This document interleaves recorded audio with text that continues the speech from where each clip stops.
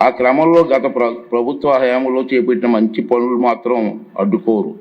కానీ అందుకు భిన్నంగా 2019 వరకు పాలకులు తమ చేతికి కొబ్బరికాయ దొరికినట్టు, తన చేతికి అన్నాను, వేరే అనలేదు, అన్నాలతో రాష్ట్ర విధ్వంసానికి కంకణం కట్టుకున్నారు. దురదృష్టవశాత్తు వారి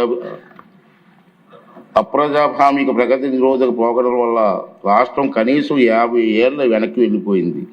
పాలకులకు కూడా మతి భ్రమించవచ్చునని, వారు విధ్వంసానికి పాల్పడగలరని ప్రజలు ఊహించారు.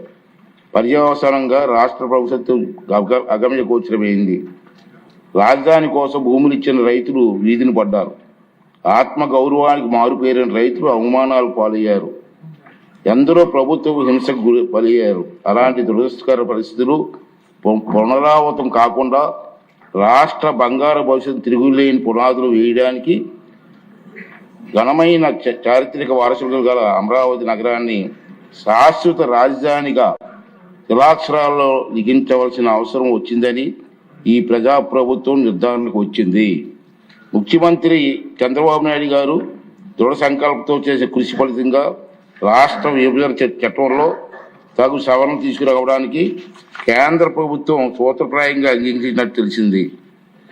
అందుకోసం అవసరమైన తీర్మానం చేయడానికి ఈరోజు మనం అందరం ఇక్కడ సమావేశమయ్యాం. ముక్త కంఠంతో తెలుగు ప్రజలందరికీ రాష్ట్ర అభివృద్ధి పట్ల మనకున్న చిత్తశుద్ధిని, అంకిత భావాన్ని చాటి చెప్పే అవకాశం ఇది. తెలుగు జాతి ప్రగతిని ఎవరు అడ్డుకోలేరు అని ఘంటాపథంగా ప్రకటించారు. కనీసం ఈ రోజైనా ఆ 11 మంది వస్తారని ఆశించాను. ఈ తీర్మానం బలపరిచి తమ తప్పులను పశ్చాత్తాపడతారనుకున్నాను. కానీ చేసిన తప్పులను సభాముఖంగా ఒప్పుకునే ధైర్యం కానీ నిజాయితీ కానీ వారికి లేవని నాకు అర్థమైపోయింది. రైతన్నల ఉసురు తగిలిన తర్వాత కూడా గుణపాఠం నేర్చుకునే ఉద్దేశం వారికి లేదనిపిస్తుంది. ఇది వారికి విజ్ఞతగా వదిలేద్దాం. సభ్యులంతా ఈనాటి సమావేశానికి ప్రాముఖ్యతను అర్థం చేసుకొని అర్థవంతంగా, నిర్మాణాత్మకంగా చర్చల్లో పాల్గొని ఈ అవకాశాన్ని సద్వినియోగం చేసుకుంటారని చెప్పి నేను ఆశిస్తున్నాను. ఆంధ్రప్రదేశ్ రాష్ట్ర సిరి సంపదలతో, ఆరోగ్యంతో, ఆనందంతో విలసిల్లేలా సుస్థిర మార్గాన్ని ఖరారు చేసినందుకు తెలుగు జాతికి ఈనాటి సమావేశాన్ని చిరకాలం గుర్తుండిపోతుంది.